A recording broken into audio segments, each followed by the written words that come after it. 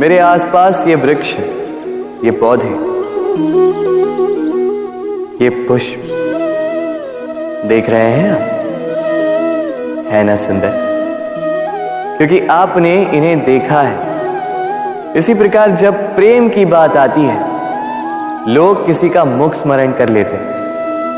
ऐसी आंखें, वैसी मुस्कान, तिरछी भ्रूकुटी, घने केश, पर क्या यही प्रेम का अस्तित्व है?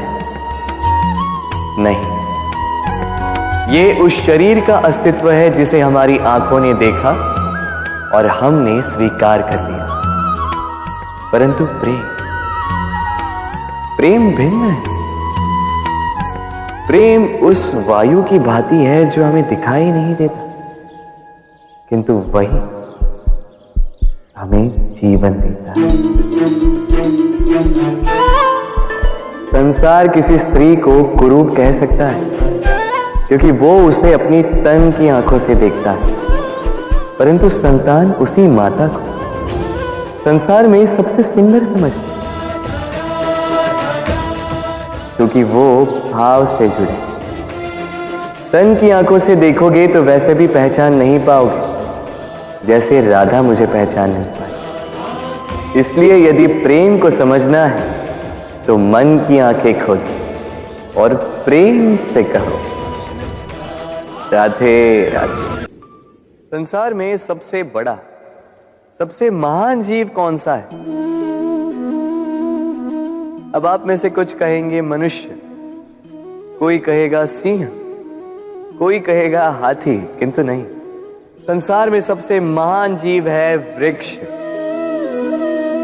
वो वृक्ष जो हमें खाने के लिए फल देता है, जीने को प्राण वायु देता है, गर्मी में शीतलता देता है और सूख जाने पर भी हमें जलाने के लिए लकड़ी दे जाता है। अब आप सोच रहे होंगे कि मैं ऐसे अचानक वृक्षों की महिमा मंडित क्यों कर रहा हूं? मेरा संकेत इस वृक्ष से कहीं अधिक गुड़ है, उस बीज की ओर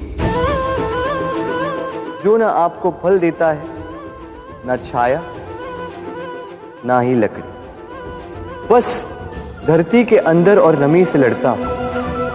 कुछ अंगुल नीचे बस जाता है एक वृक्ष को आकार देने के लिए। दीपक क्या है? साधारण सा माटी का पात्र, किंतु जल बाती लेकर जब जलता है तो समस्त संसार को मार्गदर्शन देता है, महान बन जाता है। अब समझे, यदि महान बनना है तो कुछ करना होगा।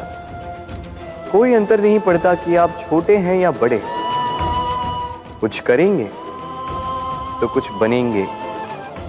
आप चलना प्रारंभ कीजिए, कहीं ना कहीं तो पहुंचेंगे। निश्चल बैठने वालों का कभी कुछ नहीं होता। स्मरण रखिएगा, कुछ आरंभ करने के लिए महान होना आवश्यक नहीं है, किंतु महान होने के लिए कुछ आरंभ करना अति आवश्यक है। राधे राधे।